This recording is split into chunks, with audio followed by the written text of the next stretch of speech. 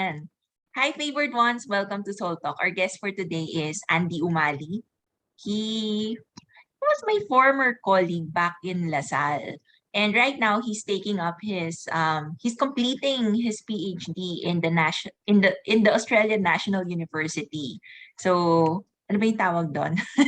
A ANU. ANU. ANU. Ayun.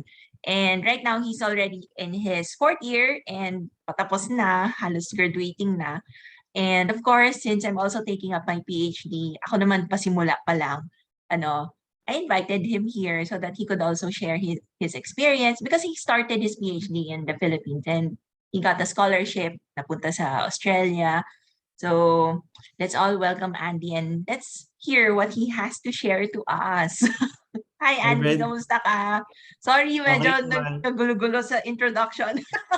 No problem. Salamat sa pag-invite sa akin dito. And like what I told you earlier, this is this is very important, like what you're doing. And yeah, thank you. And Wow, hi. thank you naman. Parang umpisa pa lang nag-thank you ka na sa akin. I'm touched.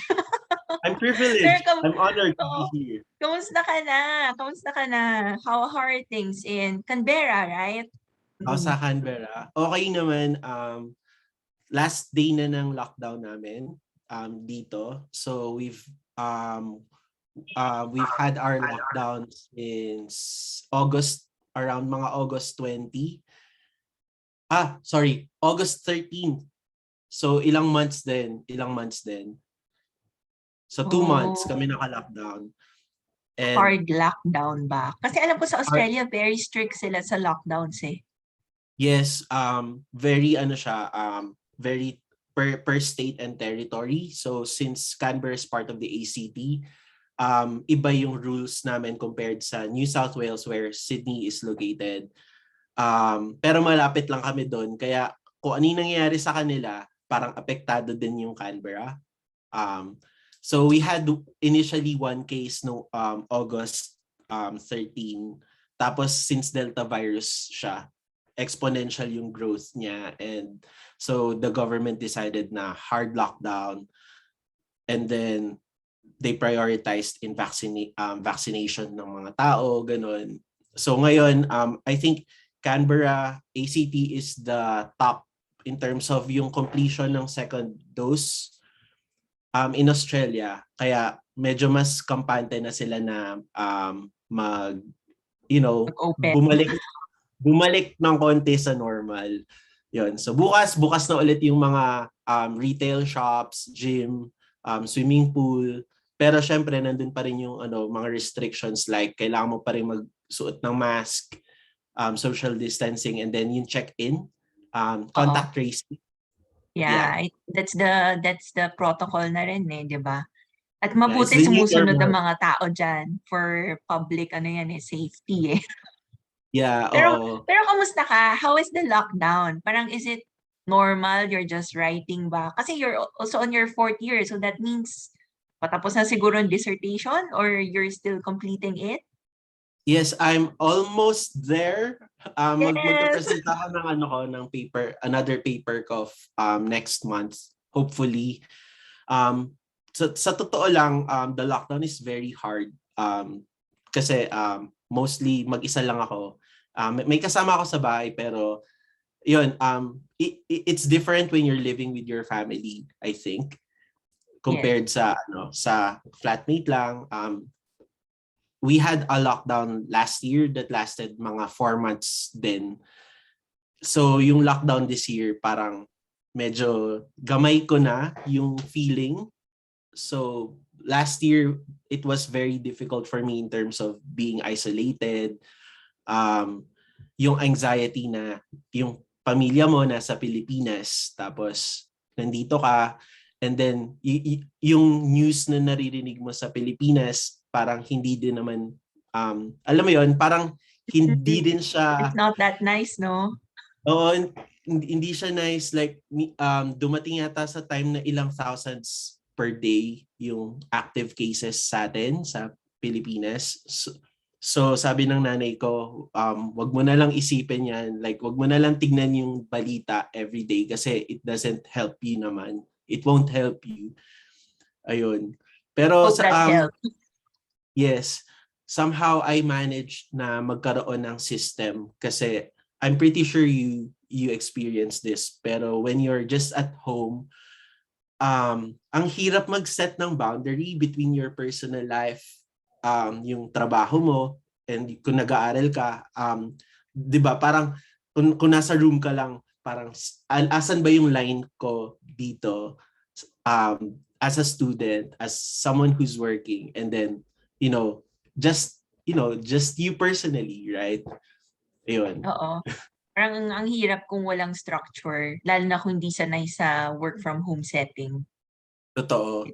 And Pero sir, I'm sure for the past year you've learned a lot of things, 'di ba? Siyempre, meron ka rin naman siguro moments of discernment, of silence, 'di ba? yes, What were the things yes. that you have learned during the not lockdown, but during this pandemic? Personally, ang pinaka-goal ko talaga, like dati pa, is to have a balanced life. Like, balance in terms of career, personal life, friendships, health, mental health, and then yung things that I love to do. And I think nakatulong tong lockdown in terms of, like, parang processing what do I really want in my life. Syempre parang patapos na din tong ginagawa ko dito sa Australia, and then sometime next year I'll be going home. I'll be going back sa Pilipinas, and parang it helped me na mag-isip ng parang next steps, yung goals ko in life. Yun. Karon ka ng time to really think about Oo. what it is that you want. Pero staying there on your own for 4 years, that must have, allowed you to get to know who you really are and what it is that you really want. So Yes. paano ba yung ano mo doon? Ano yung story mo behind that? So before kasi nung full-time pa ako sa DLSU, they kind of required us to do PhD at the same time habang nagtuturo. So parang full-time kang student and then full-time kang nagtatrabaho. And then I just looked at potential alternatives kasi parang if I wanna do my PhD, sabi ko sa sarili ko, parang I just wanna focus on it. So yun, luckily I got a scholarship, and for the first time in my life nung nag-move ako to a different country by myself, I learned a lot of things, mostly parang managing myself. Di ako marunong magluto before kasi yung access natin sa pagkain sa Pilipinas madali lang, right? Like baba ka lang sa sa Taft, punta ka lang sa mga Daming kainan pagkain. dyan. Ang daming pagkain. Yun. Dito parang paglalabas ka, kakain ka sa labas, at least gagastos ka ng mga 20 Australian dollars just for a single meal. So that's around 700 pesos. So hindi talaga Okay, siya practical. Hindi siya practical. Pero when you live in a different country, and then parang ma-discern mo rin naman in terms of what is practical and what is not. And I learned na cooking at home is a very practical thing to do. Ayun. And also, ang sarap pala magluto. Like, ma-adjust mo yung lasa, depende sa, sa taste mo. And then, parang ma-manage mo yung meals mo. So, meal preparation, it's very important. And then, you get to try different recipes. And, yun. Yeah, I can proudly say na marunong na ako magluto. And, I've started learning how to bake na rin. Yun. Actually, masaya ang bake. Mabilis lang eh. Throw in everything, Mabilis di ba? lang, And then right? just, Sige Pero na. nakakatuwa. Nakakatuwa that you appreciate cooking now. Yes. Totoo yan, Brendy. Also, like, natutunan ko rin na parang minsan pala sobrang alat ng pagkain nating mga Pilipino. Like, ang hilig natin sa maaalat at saka sa matatamis. Yun, so, Yeah. Carbs on yeah. carbs. Okay. O Totoo, kaya carbs totoo. on fat. Yun. I'm trying to learn how to make vegetarian meals then, which is nagulat ako na sobrang sarap din pala ng vegetarian na meal. So last week, for example, nag-bake ako ng vegetarian pasta. Yun, okay naman, Oo. masarap naman. Oo, kasi spices Parang sa atin hindi yata gano'n ka it's not everyone has access to all the different spices. Unlike in a Oo, more developed country na ang dami talagang options. oo, oo, Iba, yun. iba. Ayun. Pero other than cooking, kamusta naman when it comes to your PhD there? Parang ano ba yung major difference? I mean, what would make a PhD student or a candidate want to choose completing their PhD abroad versus PhD here in the Philippines? Hmm. Um, so I did my master's sa Lasal, and then I heard this term na, or parang saying na, if dun ka na nag-masters and then dun ka na rin nag-undergrad, you at least try to go somewhere else, just for the sake na yung difference in terms of training. So nung nandito ako, I got to meet a lot of professors who are really well known sa field ng economics. So currently my supervisor, he was a consultant ng World Bank. I think he was also a consultant sa, kasi he's from India, so Reserve Bank of India. And then yun, I like the approach ng supervision na he's very hands-on with what I'm doing. And then at the same time, whenever I have ideas, ang galing lang na he likes me to explore yung idea na yun, and then he would offer yung side niya on how to improve that. Yun.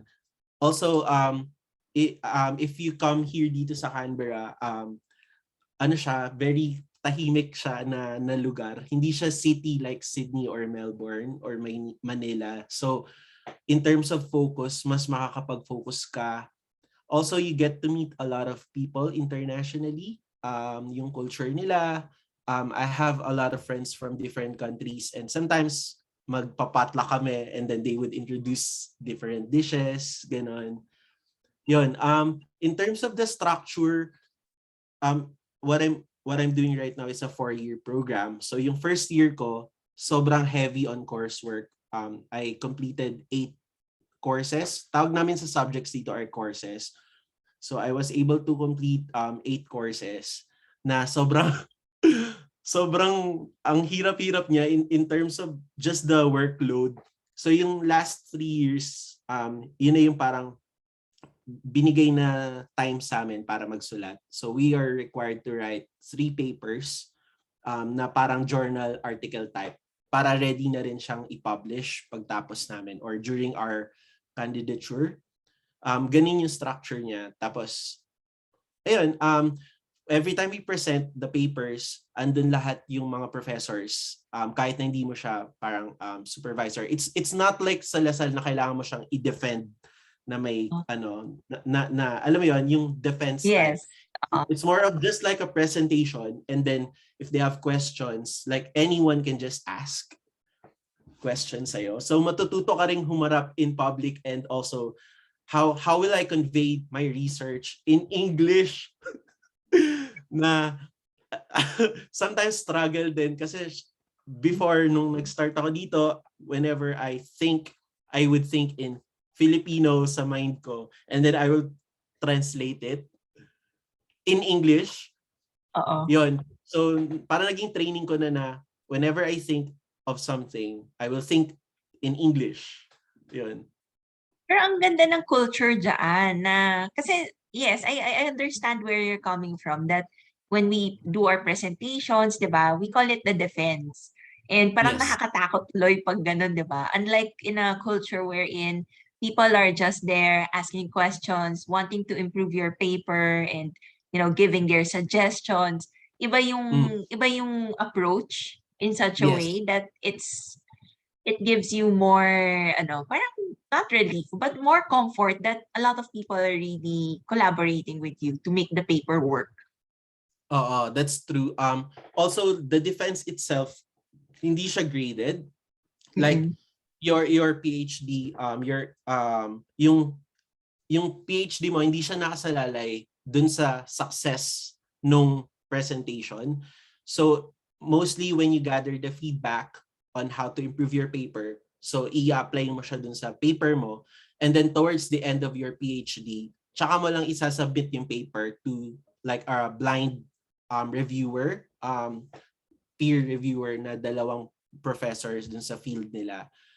Yun. So medyo hindi ka kakabahan na babagsak ba ako or hindi dun sa presentation. But it's mostly paano mo i-integrate yung suggestions nila dun sa paper mo afterwards.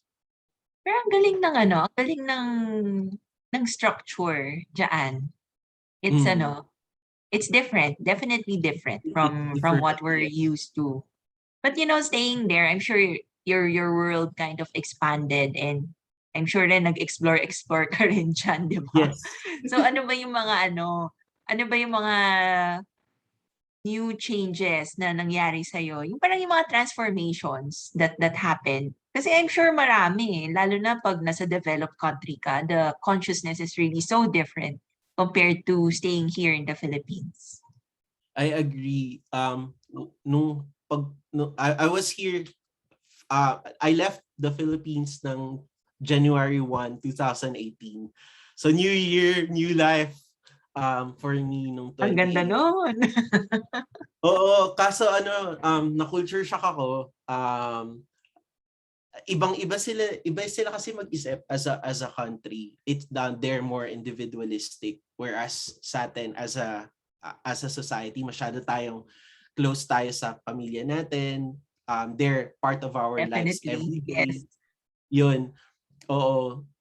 So nung nandito ako, parang first na feel ko, parang I felt alone, na parang umalis ka sa isang bansa, sa isang city, tapos dumating ka dito na wala kang kaibigan, ang kakilala mo lang yung mga kasabay mong dumating. So I had to develop this skill of networking and building friendships. And for me, I think one of the biggest lessons that I learned or skills that I acquired was just how to build friendship and meet new people, especially kapag hindi mo sila kakultura, hindi mo sila they're from a different country. Yun kasi tayo pag Pilipino, right? Pag uy, Pinoy, tapos kamusta? Saan ka galing? Saan ka nagtatrabaho? Pero sila sometimes you'd encounter people na hindi sila ganun kumbaga hindi sila ganun ka-approachable, pero kapag nakilala mo talaga sila, okay naman. Yun. Pero I can just imagine. Kasi when we were at Lasal together, you really have a group of friends. Actually, marami kang group of friends. And alam ko kung parang happy ka with that group, with the tropa, ganyan, with the Yeah, barkada. yeah. Even with students, you're so friendly to them. So it must have been really so shocking na parang, wala akong konti lang Oo. yung mga kaibigan dito. Totoo yan. Like one thing I learned, if you want to build like a community or you want to be part of a community, is also like determining ano ba yung gusto ko in my life, like what are my interests. For example, ako gusto kong maging part ng isang sports na group. Pero hindi naman ako athletic sa Pilipinas. Pero I was very interested with playing frisbee, ultimate frisbee. So nag-join ako ng frisbee group dito. So parang league. So may competition kami every week. So that's how I actually started gaining friends din. So kunwari may interest ka, for example, with a particular hobby like Dungeons and Dragons, yun, nag-join din ako ng group dito. And I gained friends from that one din. So yeah, that's a really good skill. Knowing what you want and then trying to, make that first step in joining a group. And then from Oo. there, pag similar kayo na interest, it's easier na magkaroon ng mga kaibigan, ganun. Parang um, yung life mo before was kind of small, but right now it has been growing and growing. Parang, where is, parang, sino na nga ba si Andy ngayon? ang showbiz ng tanong, no? Pero I couldn't phrase it in another better terminology or ano. Pero parang you're so different right now compared to who you were before. I'm sure, pero meron pa rin yung the core of who you are. But then Yes. you've grown so much in the four years. Parang sino ka na ba ngayon?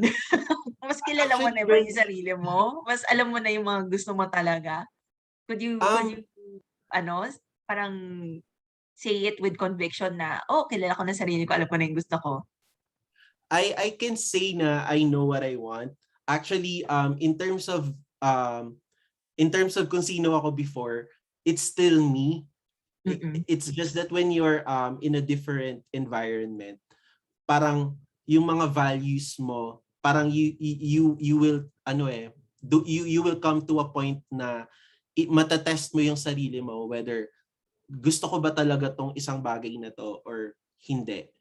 And then Oo. that's the time na you can look for alternatives, ganun.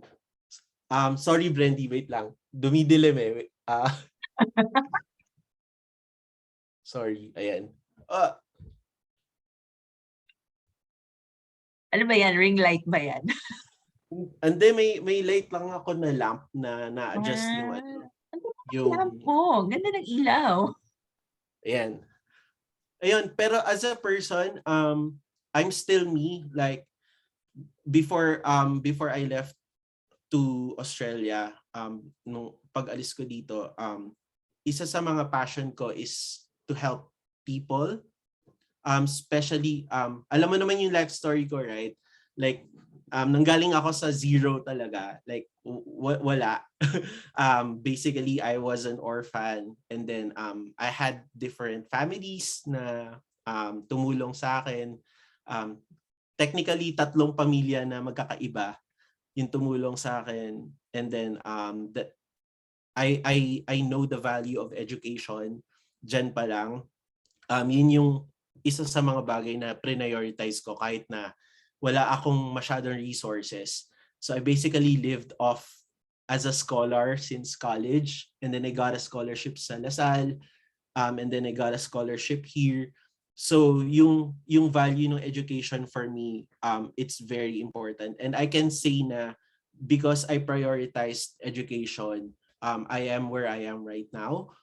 Nandun pa rin yung ako na I still wanna continue helping other people, and yung long-term goal ko is actually to create a scholarship fund sa mga Pilipino, maybe not necessarily sa tuition, or I'm not sure, I don't know how to do it yet, pero trying to inspire other Filipinos na who basically walang resources pero they want to advance or move further in life. Yun, I think I can say or I can share something a little bit of that um, sa mga Pinoy na ganun. Yun, who Oo. were like Parang amazing rin yung pinagdaanan mo. Kasi it's going to LaSalle, it's so different. Pero alam mo yun, after some time, you were able to adjust. Parang nakilala mo na rin yung mga tao doon. I know that LaSalle is more privileged compared to other universities, diba? And even the people in there, the students, even the mga teachers, mga ganon. yeah. Hindi naman still privilege yung background if we look at LaSalle, diba? And everyone inside LaSalle. So, ang laki siguro yung adjustment mo when you entered LaSalle, and when you move to a developed country, another huge adjustment. But it's good that you're still going back to your roots, and you're still being true to yourself, that you want to still help those who have less opportunities. I Yes. would call them more disadvantaged. Marami kasing disadvantaged na kids eh. in our Yep. country. And it's good that you're still going back to that despite your journey where you have gone through for the past several years. Alam mo, Brendy, I honestly believe na mga Pilipino, ang daming matatalino sa ating mga Pilipino. Like yung untapped potentials, ika nga Yeah. nila na mabigyan mo lang sila ng tamang training at saka tamang resources. They would a lot of Filipinos sa atin magagaling, very talented. So, yun, for example, itong pandemic, 'di ba? Parang one of the problems na it revealed sa atin is yung in terms of resources. Like, okay, hindi kayo pwedeng pumunta sa universities. Ano yung alternative? Which is work from home, study from home. Pero, 'di ba, parang in terms of infrastructure, in terms of, yung technical na parang, is it really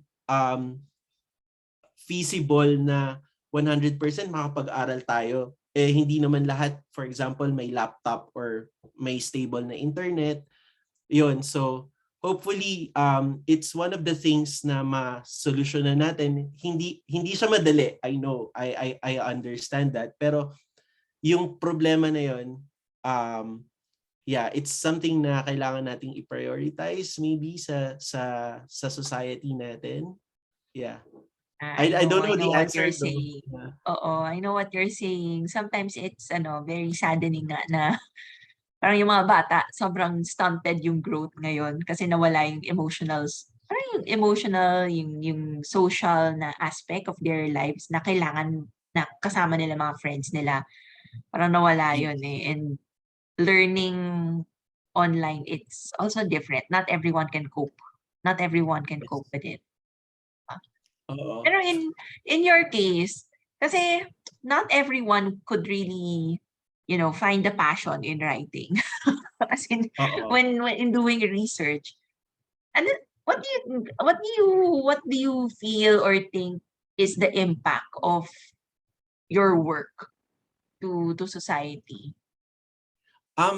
Actually nung kasi when you do your PhD, 'di ba, parang pag-iisipan mo ano yung topic that I would wanna focus in my paper.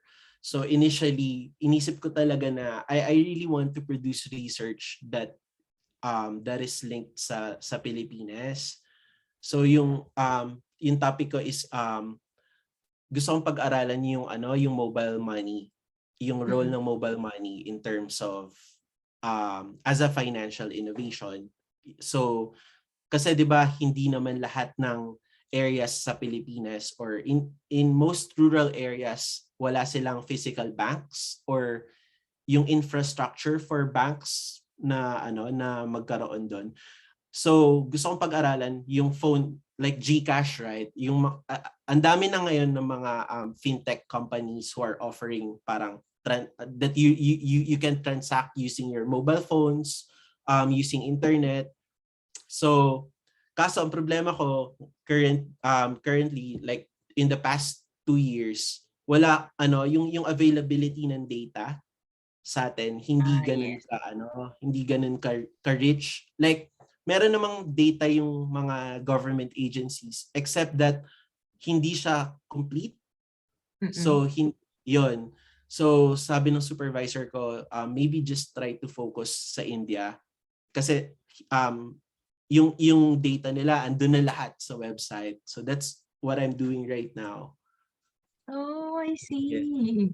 So yes, so Ano nun? basically yung general topic ko is just the role of technology in terms of parang increasing yung financial inclusion. And then hopefully when I return there, I can conduct further research sa Pilipinas. And then yun, for me personally, research is very important in many aspects ng life natin. Like um even in policies that are set by the government, right?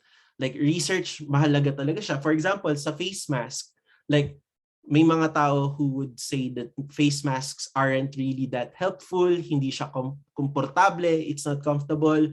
Pero based on research, 'di ba, face mask it is proven to be effective in at least parang kung meron kang COVID, alam mo na kapag nagsuot ka ng face mask, instead of 100% na ikaw nakakahawa ka, at least mababawasan mo yon.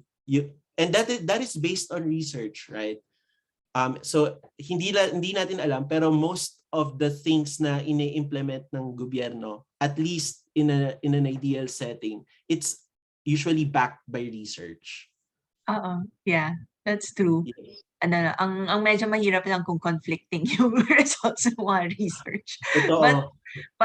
Pero more or less, yes, I agree with that. Parang research is really very important. Parang yun yung hindi yata nakikita ng mga tao yung Oo. importance niya or yung significance niya in everyday life. But Yes. it really starts with research.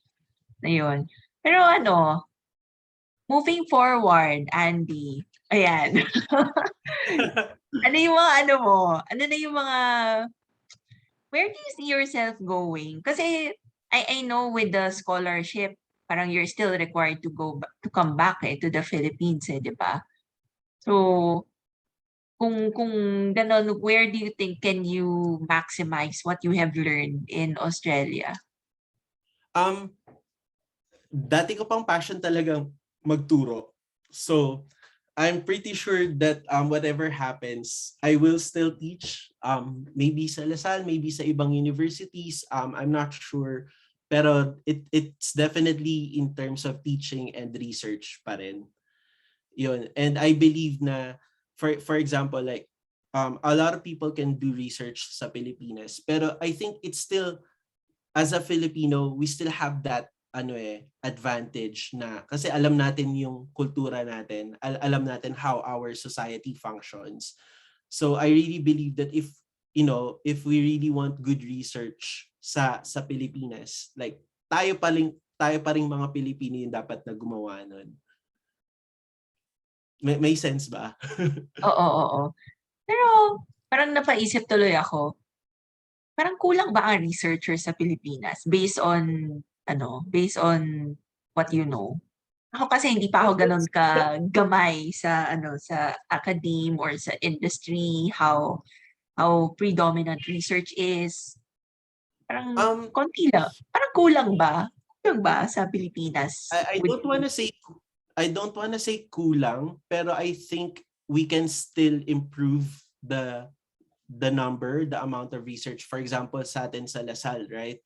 It has been a directive that at least everyone should have a research that's being produced.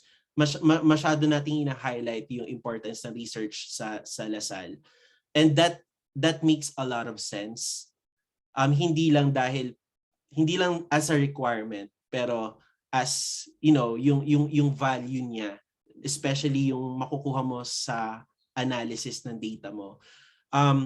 I'm not sure in terms of the landscape generally sa buong Pilipinas kasi it's very wide. Pero I think we could use more research. Oo. And personally, ang nagandahan ako dito is the actual how to conduct the research, yung methodology niya, and then yung approach, yung different approaches, and then yung use ng technology in research, then that is very important.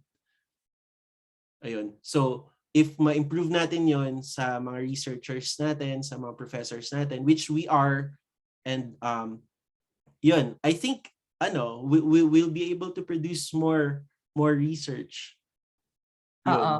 Pero kasi Andy, yung ugali mo is very generous and sharing. Not everyone, really wants to share their knowledge. I think one of the advantage of living in 2021 is parang almost everything nandyan online. Like everything is there online, and yun, yung resources that are available sa atin kumpara to someone who's doing research maybe 20 years ago or 10 years ago, it's very different, and it's significantly different, right? Even ano nga 'di ba? Parang yung citation, how you cite, right? Dati parang ang tagal-tagal niya. Like you have to spend hours just to, Yeah. So, cite properly. mano-mano. Totoo. Pero ngayon parang 'di ba, parang andyan yung journal article mo, i-drag drop mo na lang siya, and then pipili ka na lang kung ano yung klase ng citation styles na gusto mo for your paper. And then everything andun na siya. Yun. Amazing, no? Yung role ng technology. It really made lives better. It Pero does. yung kasi kanina na-mention mo that you from the beginning you have always been strived for balance in life. Um, sa tingin mo ba you were able to find that now that you've got a taste of what life is in Canberra? Saka of course all the challenges that you have faced for the past years since you've moved there. And I know naman even before you moved to Australia, ang dami mo na rin na hinarap na mga challenges eh. Parang ano, um yes. I think balance is something that you have to be conscious every single day. Like hindi siya something na oops, I achieved balance already. Kasi 'di ba balance pertains it's linked to how you give your time to something. So I think I got better at it in terms of, like kailangan kong i-prioritize yung health ko, yung fitness ko. So that's part of yung mga priorities ko. Mental health kailangan din, and then yung relationship ko with my family, kahit na online yan or mga kaibigan ko sa Pilipinas or dito. So it's an everyday thing. That's what I realized. And yeah, I can say na I got better at it kasi before, parang for me, a life without balance, ang itsura niya is parang nagwo-work ka pero wala kang social life, or napapabayaan mo yung pagkain mo, or yung hindi ka nag-exercise, or currently nagme-meditate ako every morning, so that helps a lot in my life then. Yun, so parang for me, if I tick those boxes in a single day, for me, kind of na-achieve ko yung balance-ish in my life. Yeah. May sense ba? Constant yun eh. Parang you have to be consistent with it. Para Yes. Totoo yan. hindi You siya have to yung form parang, habits. oo, kailangan talaga ng consistency. So, siguro that also is the secret on kung paano ka na-energize sa mga daily task mo. Kasi it can be so Oo. routinal eh. Hindi ba nakakapagod, di ba? When you Oo. just write all the time. Parang it's very sedentary if you ask me. Totoo.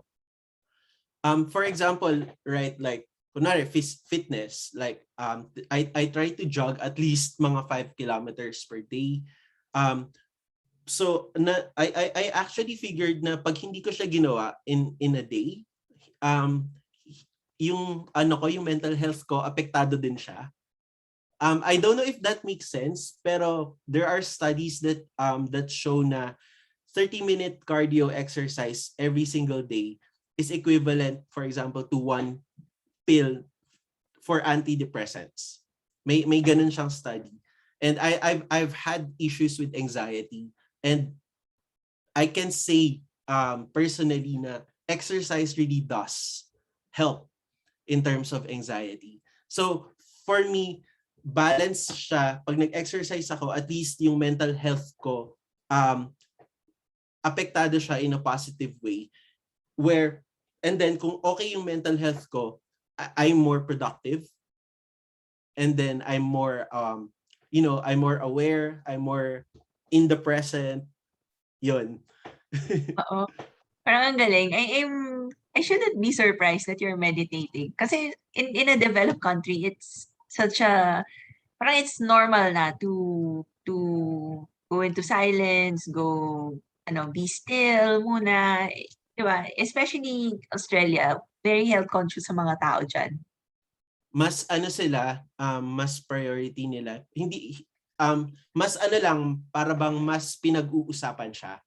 For example, kunwari may isang incident sa university na hindi naman related sa lahat. Kunwari may nangyari lang na something, and then may mag-i-email na si university email na if you need support, you can go to ANU counseling, and then if you need to talk to some people, or may list of numbers na pwede mong tawagan, and then you can access that. And I have access that. One thing that I learned, hindi naman din lahat parang pina-prioritize yung mental health dito and then yung fitness, pero mas lang siya, mas pinag-uusapan siya. So when I came to Australia, I suffered from anxiety. I'm still struggling with anxiety, pero I learned na kailangan pag meron kang something in your life like a problem, you need to seek help and support.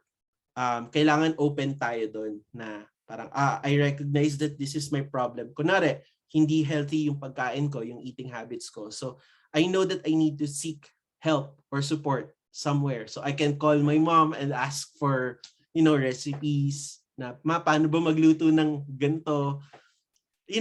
So yung pride na hindi ako hihingi ng tulong sa ibang tao, medyo na ko yon, na overcome ko na yon. So whenever I need something na I recognize something na may problema ako currently, for example, with sleeping. So I can ask some of my friends how they deal with sleep, or I can also call someone, or just do my research online on how to create healthy sleeping habits. Yun, so sleep is also important pala, by the way, to have a balanced life. Yeah. I love it that you already learned how to ask for help. Kasi dati parang, kini-carry mo on your own. Oo. Nakatahimik ka sobra. Super tahimik. Hindi ka talaga, it's rare that I hear you ask for help. As in, rare Yes. talaga. Unless siguro super close mo. Oo. Pero ito, Yeah. to cap to cap the conversation. Ano yung message na pwede mong i-share so that everyone could still have that that kind of mindset na things will get better, and it's important to know what you really want in life, to know who you are para maging at peace ka. Yeah. Yung there are several lessons na I carried or I am carrying na natutunan ko dati pa. So when I was in college, tumigil kasi ako ng college before, and then nagtrabaho ako sa call center for quite some time, and I felt like a huge failure. So one of the lessons na natutunan ko based on reading, so I read this book from John Maxwell called Failing Forward. So isa yon na parang it's normal for people to fail or to feel like they are a failure, pero it's how you deal with failure that is important. Na it doesn't mean that you fail at something. It doesn't mean na na pa-backwards yung trajectory ng life mo. Pero actually failure can, you can use failure to move forward by learning from them. Like I've had failed relationships, failed friendships. Alam mo yun, ang dami ko ng failures in life, pero whenever I see failure, ang lesson for me is like how do I use this failure to to improve, to become a better person than who I was before.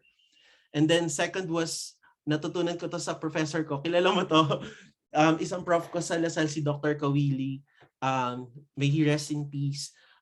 He said in one of our class yung about people, we don't have a choice on the cards that we are dealt with, but we have control on how we play the game. So, 'di ba, parang okay, pinanganak ako na ganito, pinanganak ako na ganito yung situation ko sa family ko, ganito lang yung available na resources that I have. You don't have choice with that. Pero ang meron ka is yung how yung mindset mo on how you would use what you have and how you would, kung may goal ka, natutunan ko to sa isang family friend ko, ang pangalan niya si Tita Riza, na if you are here and then your goal is there, paano mo dadalhin yung sarili mo from here to there, 'di ba? If you see certain phases in life as stepping stones, yun, so important talaga yung goal setting in life. So at least meron kang long-term goal for yourself. And then yung everyday na to-do list natin, it should be related to your long-term goals. Yun. So Alignment pa rin talaga no? alignment pa rin. And then parang natutunan ko as we get older, 'di ba? Parang I'm 32 years old now, and Bata one pa, of the things that I nakakairita. learned, di ba, na lagi nating naririnig is time is a precious commodity. So, ano man yung ilalagay mo, yung time mo, kailangan it should be somewhere or something that you know na important sa'yo. Right? So, yeah, I'm currently exploring photography at the moment as a side hobby. So, bumili ako ng pinakamura na na camera, and then tinatry ko lang mag-picture kasi maganda din naman dito. So, like that's one thing na I discovered that I have passion for photography, for example. So at least I allot certain number of hours per week to take photos and learn from it. And also, like I have people who are more of an expert in photography, and then I just allow them to give me criticisms.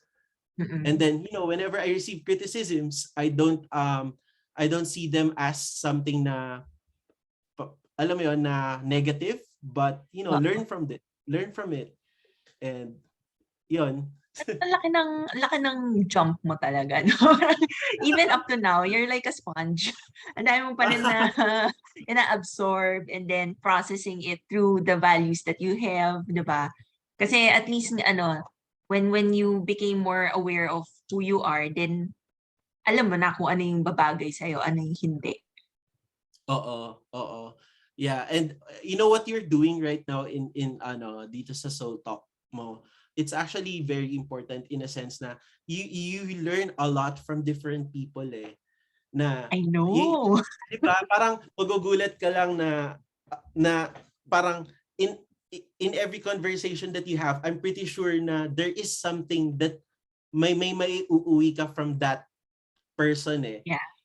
diba? So yeah, so that's what I've been applying sa buhay ko rin whenever I meet people na what can I learn from this person, based sa pinapakita nila sa akin sa conversations namin, and then sa klase ng friendship na meron kami, ano kaya yung maiuuwi ko, and then paano ko mai apply to sa life ko.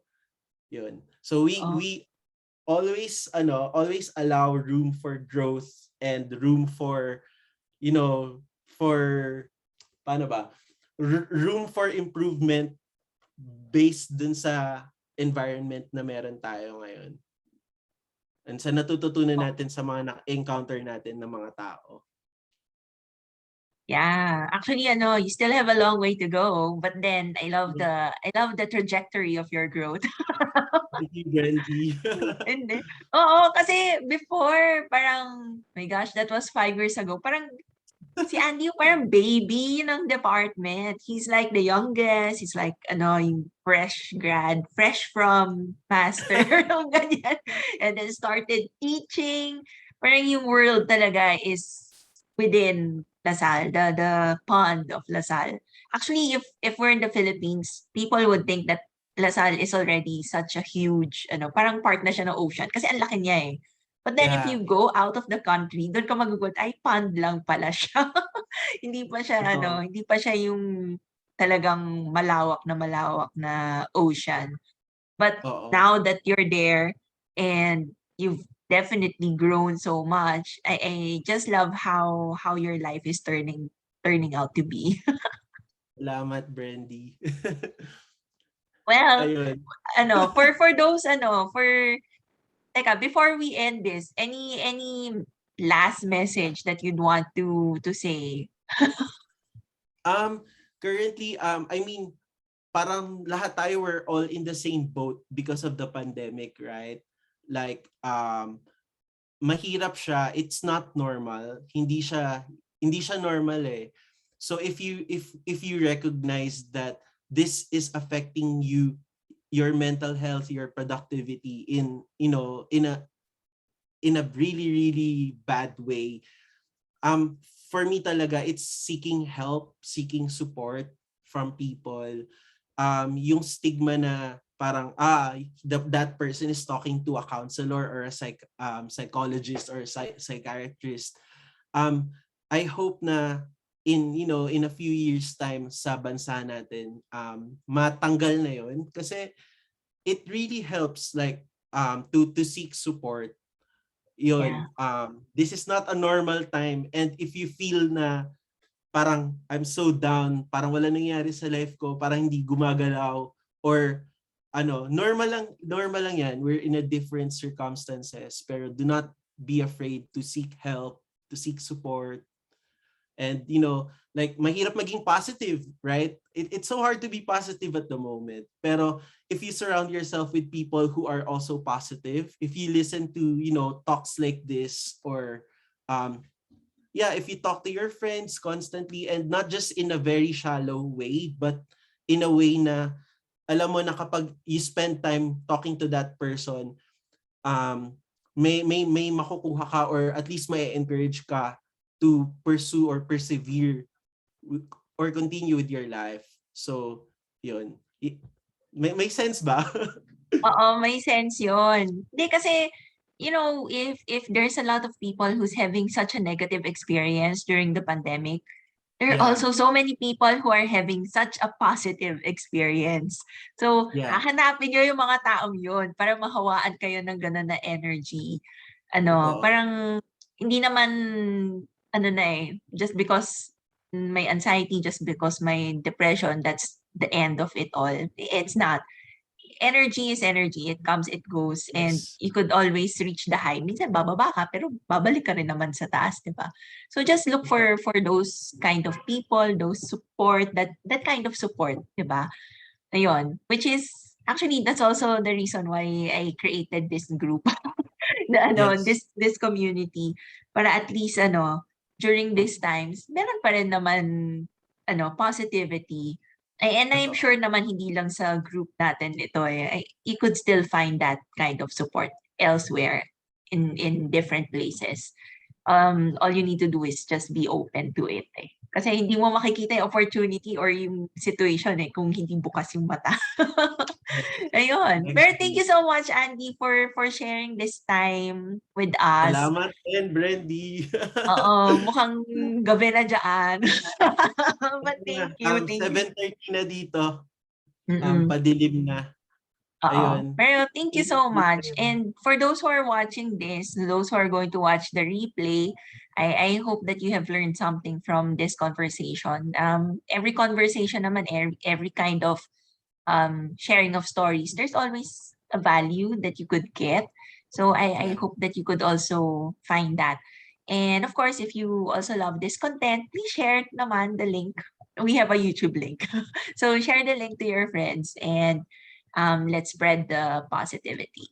All right. So that's it, everyone. Thank you so much. Thank Thank you again, you. Andy. God bless Thank you, everyone. everyone.